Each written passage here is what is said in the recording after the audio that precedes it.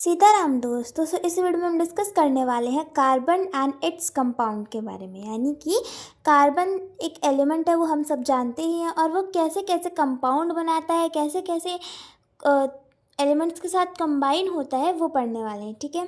Third most important element, देखो जो carbon होता है ना, वो थर्ड मोस्ट इम्पॉर्टेंट एलिमेंट होता है। अब ये थर्ड मोस्ट इम्पॉर्टेंट, पहले देखते हैं कि दो चीज़ इसमें क्वेश्चन आ रही है कि ये थर्ड मोस्ट क्यों है। दूसरा क्वेश्चन ये आ रहा है कि ये इम्पॉर्टेंट क्यों है। ठीक है। पहला तो थर्ड इसीलिए क्योंकि पहले के कौन आ जाते हैं, ऑक्सीजन और हाइड्रोजन, और दूसरा इम्पॉर्टेंट ये इसीलिए है क्योंकि हमारे सर्वाइव यानी कि हमारे रहने के लिए, इस धरती पे दुनिया में ज़िंदा रहने के लिए हमको तीन बेसिक एलिमेंट्स की ज़रूरत होती है। सबसे ज़्यादा तो ऑक्सीजन की होती है। क्यों?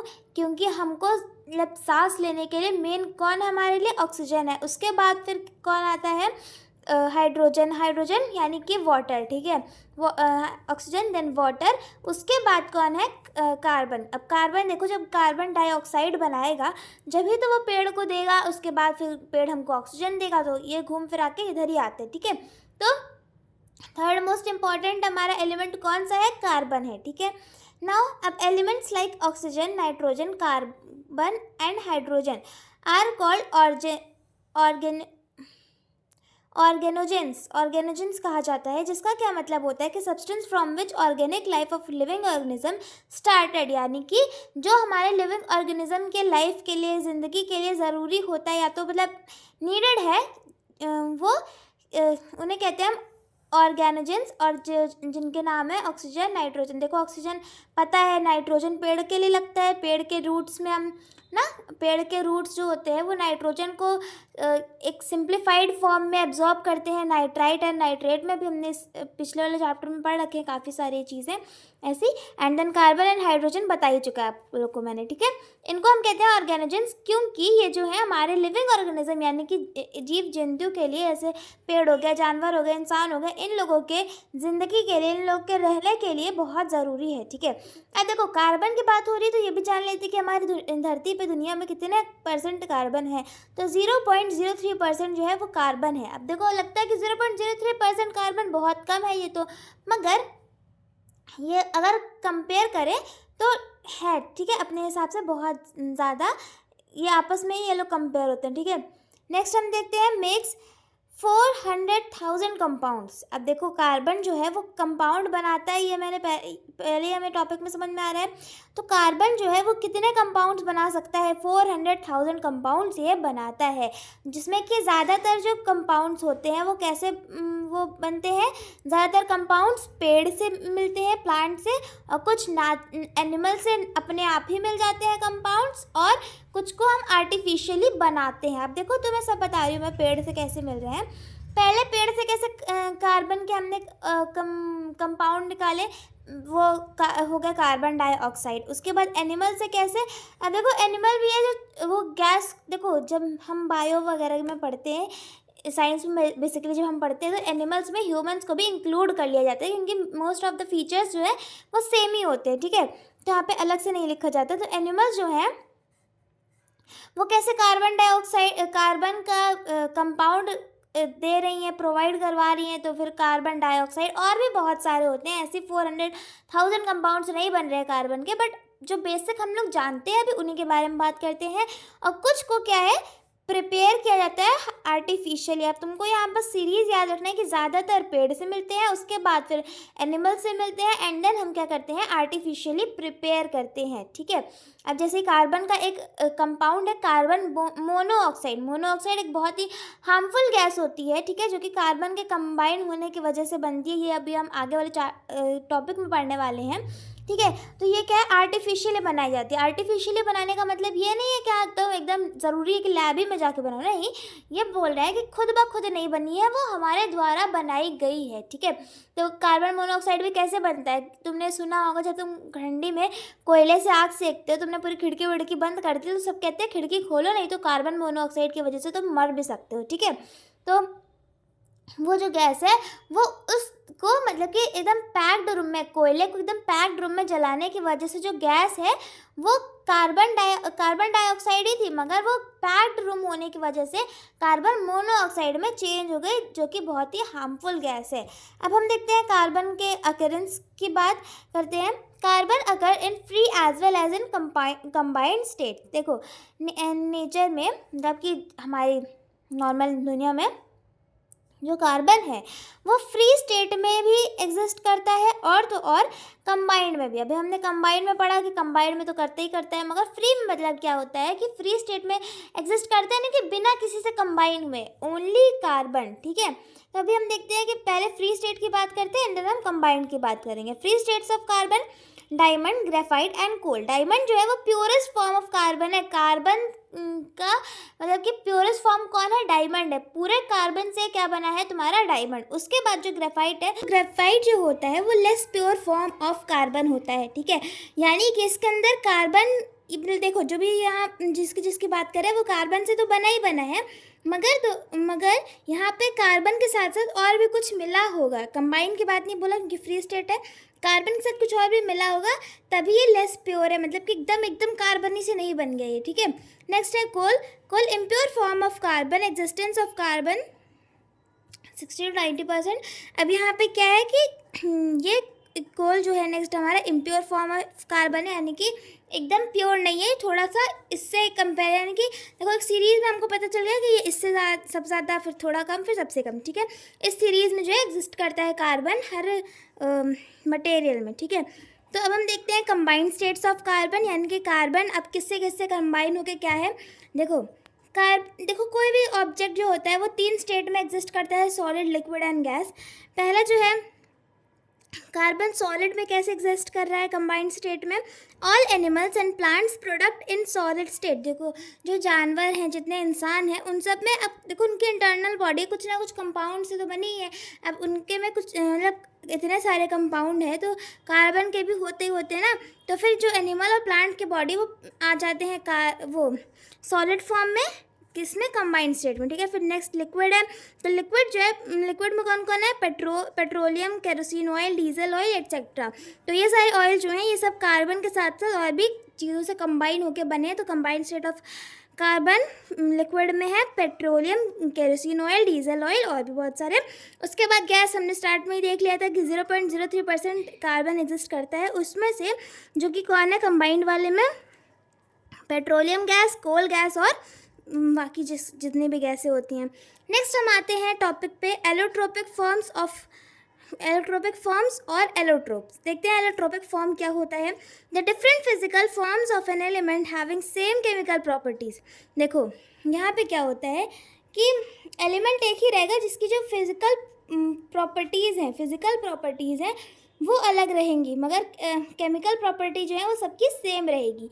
और वो जो चीज़ phenomenon exhibited by them called allotropy. और जो मतलब जिस चीज़ की बात हो रही है, अगर फिजिकल में कोई पर्टिकुलर यानी कलर की बात हो रही है तो क्या बोला है कि हर एलिमेंट का कलर अलग रहेगा। ठीक है, यहाँ पे तो हर एलिमेंट का जो कलर अलग है, तो यहाँ पे कलर क्या हो गया इस टाइम पे? एलोट्रोपी हो गया। ठीक है, इतना तुमको रीड करके भी समझ में आ रहा होगा। नेक्स्ट पे चलते हैं। 2 main allotropic forms of carbon. Carbon के 2 मेन एलोट्रोपिक फॉर्म देखते हैं। पहला कौन सा है? क्रिस्टलाइन फॉर्म, दूसरा है अमोर्फस फॉर्म। पहले देखते हैं क्रिस्टलाइन फॉर्म क्या होता है। देखो क्रिस्टलाइन यानी कि क्रिस्टल मतलब चमकना वगैरह। ठीक है, इससे रिलेटेड होते हैं सब।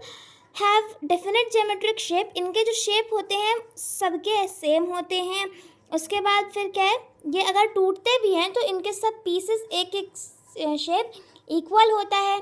इनकी एजेस शार्प होती हैं and plane surface, definite melting point. इनका मेल्टिंग पॉइंट भी सेम होता है, यानी कि यहाँ पे क्या हो गया, यहाँ पे फिजिकल प्रॉपर्टी सेम हो गई। ठीक, एलोट्रोपिक वाले क्या होता है, एलोट्रोपिक फॉर्म में क्या होता है बेसिकली कि एक की फिजिकल प्रॉपर्टी सेम रहेगी तो एक की केमिकल सेम रहेगी, यानी कि इस तरीके से। ठीक है, तो क्रिस्टलाइन वाले में फिजिकल सबकी सेम रहती है प्रॉपर्टी एंड एमोर्फस वाले में केमिकल प्रॉपर्टी सबकी सेम रहती है। और फिर अपोजिट में क्या हो जाएगा कि केमिकल प्रॉपर्टी अगर क्रिस्टलाइन की अलग है, मतलब इस तरह से तुम समझ सकते हो। ठीक है, नेक्स्ट हम आते हैं एमोर्फस फॉर्म पे।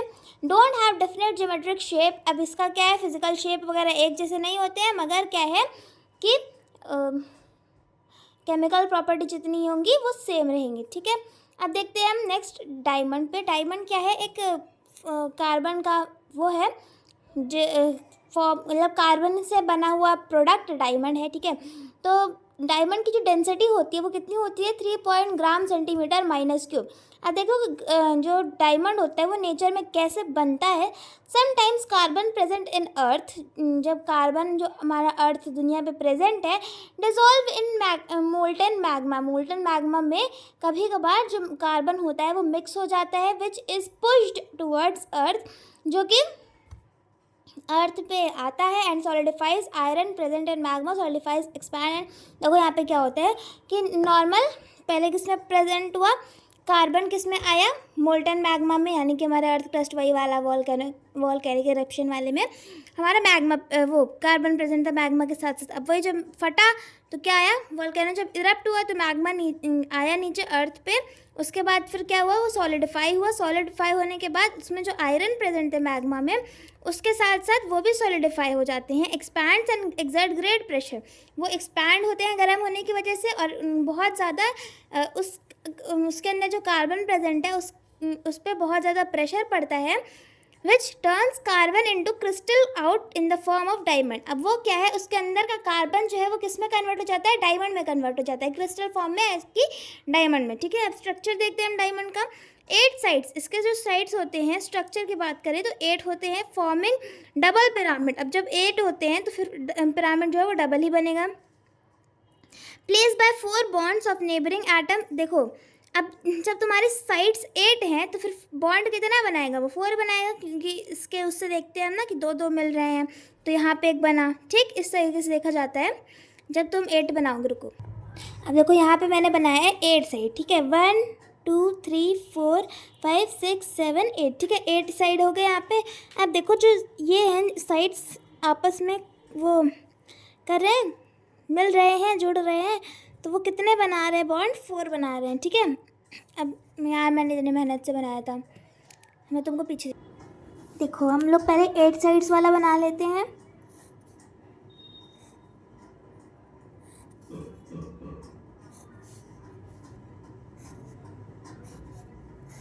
ये तुम्हारे क्या बन गया, 8 साइडेड वो डायमंड बन गया, ठीक है। अब ये क्या बनाएगा, बॉन्ड बनाएगा, ठीक। अब तुम कहोगे कि यहाँ पे 4 बॉन्ड तो बन गए, 4 बॉन्ड बने, मगर इधर क्यों नहीं बनाया, यहाँ 8 होते हैं मिला के तो। मगर ये तुम ये भी तो देखो ना, बॉन्ड बनाना क्या मतलब होता है कि दूसरे के साथ बॉन्ड बनाना। तो जब बगल वाला आएगा उसके साथ बनाएंगे ना, तो ये बगल वाले के साथ बॉन्ड बनाया तो एक साइड में 4 बॉन्ड बन गए। अब यहाँ ये दूसरे वाले के साथ बनाएंगे, इसका 4 बन जाएगा, मगर एक उसका क्या कितना लिखोगे तुम, 4 ही लिखोगे बॉन्ड, ठीक है। अभी हमको ये समझ में आ गया कि 8 साइडेड डबल पिरामिड वाले वो डायमंड से 4 बॉन्ड्स बनते हैं उसके अगल बगल के एटम के साथ, which forms it highly strong. अब देखो जब इतने सारे बॉन्ड्स बन रहे हैं तो फिर वो क्या हुआ, बहुत स्ट्रॉन्ग बन गया। और ये तुमको पता है कि डायमंड जो है वो बहुत ही स्ट्रॉन्ग हार्डेस्ट मेटल होता है, ठीक है। तो ये अब कैसा वो सब्सटेंस हो गया, हार्ड हो गया। अब नेक्स्ट देखते हैं हम ग्रेफाइट। ग्रेफाइट देखो तुम्हें पता है पेंसिल वगैरह में भी यूज़ होता है, जो पेंसिल की लेड होती है ना। अब देखो जो ग्रेफाइट की डेंसिटी होती है वो कितनी होती है, 2.25 ग्राम सेंटीमीटर माइनस क्यूब, ठीक। Prepared artificially by heating powdered Coke mixed with a little sand and ferric oxide in electric furans. अब यहाँ पे कैसे बनता है ये ग्रेफाइट, आर्टिफिशियली बना रहे हैं हम ऑफकोर्स। देखो यहाँ पे क्या करते हैं हम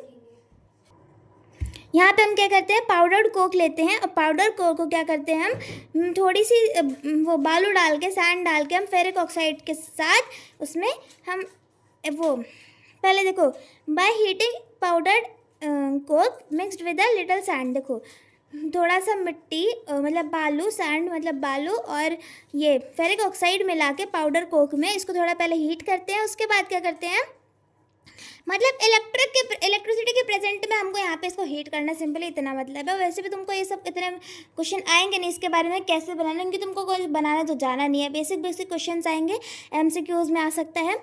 नेक्स्ट हम देखते हैं स्ट्रक्चर ग्रेफाइट का रेंज इन हेक्सागोनल रिंग। ये कैसे उसमें प्रेजेंट होता है, हेक्सागोनल। अब इसके 8 साइड्स से याद रखना, ऑक्टागोनल होगा ये, ठीक है। हेक्सागोनल 8 साइड्स रिंग होती है। आई मीन 6 साइड्स रिंग होती है हेक्सागोनल में. In flat planes each carbon atom in ring attach to 3 carbon atoms in same plane. अब देखो यहाँ पे 6 थे तो कितना बनाया 3, वो बॉन्ड बनाया 3 के साथ अटैच हो रहा है. ठीक है, अब देखते हैं हम फ्लोरेंस. ये क्या है? Florence crystalline forms of carbon having 30 to 360 to 960 atoms. देखो ये क्या है? क्रिस्टलाइन फॉर्म है कार्बन का, चमकता हुआ फॉर्म है कार्बन का, जो कि जिसमें कि 360 to 960 एटम प्रेजेंट होते हैं इनके मॉलिक्यूल्स में. और इस molecule one of its member is fullerenes family is Buckminster fullerenes. Each molecule has 60 and arranged in hexagonal and pentagonals. Next है एमरफस फॉर्म ऑफ कार्बन. अब हम देखते हैं एमरफस फॉर्म क्या है. पहले अभी हमने क्या देखा? अभी हम सारे क्रिस्टलाइन वाले देख रहे थे, अब हम एमरफस वाले देखने वाले. ठीक है, एमरफस वाले कौन से थे? जिसमें कि केमिकल प्रॉपर्टीज सेम थी, फिजिकल वाली अलग थी. ठीक है, अब देखो charcoal. When a solid organic compound is heated in controlled supply of. देखो चारकोल तुम सबको पता ही है क्या होता है, कोयला होता है. ठीक है, when a solid organic compound, जब कोई सॉलिड ऑर्गेनिक कंपाउंड नेचुरल वाला कंपाउंड जो है उसको तुम गर्म कर रहे हो. मगर कैसे गर्म कर रहे हो? ये नहीं कि हाँ तुम ऑक्सीजन के प्रेजेंस में कंट्रोल सप्लाई ऑफ एयर, यानी कि मतलब उसको कम हवा में ऑक्सीजन के प्रेजेंस में ना गर्म करके तुम ऐसे गर्म कर रहे हो. एटलीस्ट ग्रे पोरस, तो वो क्या करता है? ग्रे पोरस छोड़ता है, ग्रे पोरस रिसिड्यू छोड़ता है. उसी को हम क्या कहते हैं? कार्बन के चारकोल कहते हैं. ठीक है, अब देखो चारकोल क्या है? चारकोल मतलब काफ़ी अलग अलग तरीके के होते हैं. ऑब्टेन्ड फ्रॉम वुड पहले होता है wood charcoal, bone charcoal, animal and sugar. देखो वुड चारकोल लकड़ी से बनेगा, बोन्स वाला वुड चारकोल लकड़ी से बनेगा, बोन्स वाला हड्डियों से बनेगा, एनिमल्स वाला एनिमल से बनेगा, शुगर वाला शुगर से बनेगा. ठीक है, अब हम सारे के करके देखते हैं. पहला है wood charcoal. Wood heated strongly by holding it in between and then filling in wet clay inside. देखो यहाँ पे क्या करते हैं हम? लकड़ी लेते हैं बड़ी सी, मतलब पेड़ की, ऐसी इतनी बड़ी वाली जो चौड़ी चौड़ी पेड़ की लकड़ियाँ आती हैं, पेड़ ही उठा लो, वो लेते हैं. उसके बाद हम क्या करते हैं? इनको बीच में होल कर देते हैं. उसके बाद उसी होल के अंदर हम भर देते हैं ढेर सारी गीली मिट्टी. उसको भरने के बाद क्या करते हैं? हम ऊपर से आयरन शीट से उसको कवर कर देते हैं, ताकि क्या हो, ये हमको चारकोल बनाना है तो हम कैसा इसको करेंगे? कंट्रोल सप्लाई ऑफ एयर के प्रेजेंस में हमको करना है. ठीक है, तो हमने ऊपर से आयरन शीट डाल दी ताकि कवर रहे, कोई एयर वेयर पास ना हो पाए. अब क्या होता है कि अंदर क्या है? वो जल के क्या बन जाएगा? वो पूरा बाहर वाला जो लकड़ी से तुम्हारा वुड चारकोल बन जाएगा. भैया क्या हो गया? वुड चारकोल हो गया. ठीक है, अब देखिए फिजिकल प्रॉपर्टीज़ क्या है इसकी. बहुत नाजुक होता है, इसमें पोर्स होते हैं छोटे छोटे. ठीक है, उसकी डेंसिटी होती है 1.5 gram centimetre minus cube. Floats on water. ये क्या है? हल्का होता है, इसीलिए क्या करता है? पानी पे फ्लोट होता है. अगर इसमें हवा भर जाएगी, क्योंकि हम तो हवा के प्रेजेंस में कर नहीं रहे थे तो इसमें हवा अभी नहीं है, मगर इसमें हवा भर जाती है अगर, तो फिर क्या होता है? ये डूब भी सकता है. Bad conductor of both. अब क्योंकि देखो भाई लकड़ी से बना है तो ना ही तो ये इलेक्ट्रिसिटी कंडक्ट करेगा, ना ही तो हीट कंडक्ट करेगा. Absorbs gas, liquid, solid. अब देखो ये क्या करता है? गैसेस, लिक्विड एंड सॉलिड सबको एब्जॉर्ब कर सकता है. ठीक है, तभी इसने यहाँ पे एयर एब्जॉर्ब करके डूब गया, सिंक हो गया. ठीक है, अब देखते हैं हम इसकी chemical properties. When wood charcoal is heated in air और oxygen it catches fire at 400 degree Celsius. जब हम वुड चारकोल को हम हवा के प्रेजेंस में जलाते हैं तो वो क्या करता है? हाँ, तो जब हम इसको एयर की प्रेजेंस में जलाते हैं तो क्या करता है कि 400 डिग्री सेल्सियस पे ये वही हीट लेता है जलने के लिए. उसके बाद ये जल के फ्लेम छोड़ता है, जो कि होता है CO2, यानी कि कार्बन डाइऑक्साइड. कोई भी चीज़ जलती है तो वो कार्बन डाइऑक्साइड छोड़ती है. ठीक है, उसके बाद और साथ में क्या करता है? बहुत सारी हीट एनर्जी छोड़ता है. तुमने कोयला जलाया होगा, तुमको पता ही होगा. ठीक है, if the supply of air is limited. अगर सप्लाई ऑफ एयर यानी कि तुम खिड़की वगैरह बंद कर दे रहे हो, हवा नहीं आ रही, ऑक्सीजन अंदर नहीं आ रहा है, तुम इसको जलाए पड़े हो मगर, तो फिर ये क्या होता है? पॉइजनस गैस बना लेता है, जो कि होता है carbon monoxide. And carbon monoxide मैंने ऑलरेडी अपने चैनल पे डाल रखा है, you can check it for to study. Next हम देखते हैं बोन चारकोल। बोन चारकोल क्या है? लकड़ी से बना हुआ चारकोल, ठीक है। Bones of dead animals are dried. अब यहाँ पे क्या होता है कि देखो, जो मरे हुए जानवर होते हैं ना, उनकी हड्डियाँ लेकर उसको धूप में सुखा दिया जाता है, उसके बाद उसको क्रश कर लिया जाता है पाउडर के फॉर्म में बना के, फिर उसको हम हवा के प्रेजेंस में ना रख के हीट प्रोवाइड कराते हैं, ठीक है। उसके बाद जो रेसिड्यू बचता है वो हो जाता है तुम्हारा क्या? बोन चारकोल हो जाता है, ठीक है। अब ये क्या करता है? इसमें क्या होता है? 10% ऑफ कार्बन प्रेजेंट होता है। कितना percent of carbon? 10% of carbon. जब हम पीछे पढ़ रहे थे स्टार्टिंग में, जब हमने ये वाला टॉपिक पढ़ा था कि फ्री स्टेट में एग्जिस्ट करता है कार्बन, तो हमने इसमें देखा था कि कोल वाला था टॉपिक। कोल वाला क्या था? सबसे लास्ट में था। सबसे पहले डायमंड, ग्रेफाइट, देन कोल था। तो कोल देखो यहाँ पे बताया ना कि 10% ऑफ कार्बन कंसिस्ट कर रहा है, तो इसमें कितना परसेंट कार्बन है? 10% कार्बन है। तो फिर क्या हो गया? ये सबसे इम्प्योर फॉर्म हो गया कार्बन का, ठीक है।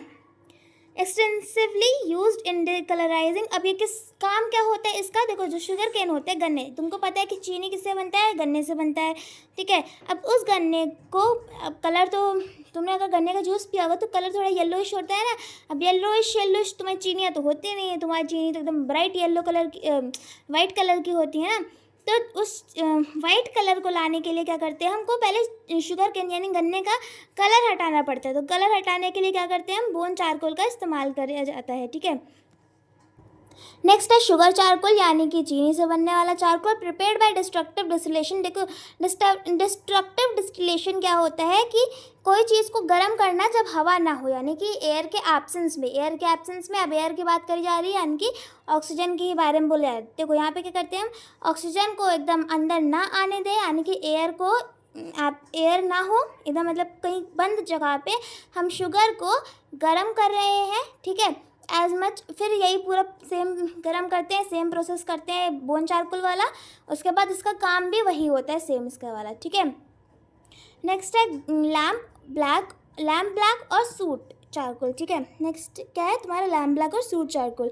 When hydrocarbons are burned having large amount of carbon. जब हाइड्रोकार्बन्स को तुम जलाते हो जिसमें कि बहुत सारा कार्बन होता है, हाइड्रोकार्बन, हाइड्रो वर्ड आया मतलब कि पानी की बात हो रही है, ठीक है। हाइड्रोकार्बन को जब तुम जलाते हो तो उसमें बहुत सारा कार्बन होता है। Burning insufficient supply of air, यानी कि कम हवा होने मौजूदगी में, burn with a smoky flame containing large amount of free carbons. इसमें काफ़ी फ्री कार्बन्स होते हैं। When smoke is allowed to cool, जब उसका स्मोक ठंडा हो जाता है, then carbon settles down in the form of black powder. तो फिर वो जो बचा हुआ कार्बन होता है वो कैसा हो जाता है?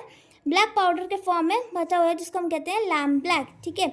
और ये जो होता है वो छूने में सॉफ्ट होता है, एक वेलवेट की तरह, और ऑयली होता है, क्योंकि जो ये हाइड्रोकार्बन था, हाइड्रोकार्बन क्या वेपर बनाया है गर्म होने की वजह से, क्योंकि हाइड्रो मीन्स वाटर, वाटर जब गर्म होता है तो वेपर बनाता है, ठीक है। इस वजह से ये क्या होता है? ऑयली फील कराता है। नेक्स्ट हमारा कोल है। Formation due to very high temperature. जब बहुत ज़्यादा टेम्परेचर में अर्थ के टेम्परेचर एंड प्रेशर लगाने के बाद अर्थ का the carbon under the earth become stony residue. तो वो क्या बन जाता है? स्टोनी रेसिड्यू, यानी कि देखो, अब कोल कैसे बनता है? तुम्हारी धरती पे, तुम्हारे अर्थ पे बहुत ज़्यादा टेम्परेचर प्रेशर होने के बाद अर्थ के नीचे से हमारा कोल निकलते हैं बने हुए स्टोनी रेसिड्यू टाइप में। देखो किस वजह से ये रेसिड्यू बन रहा है? हाई टेम्परेचर एंड प्रेशर के वजह से, ठीक है, अर्थ पे। ये तुम्हारा क्या बना? कोल। और कोल के अंदर से हीरे निकलते हैं, सबको पता है। Slow conversion of wood into coal by biochemical called process of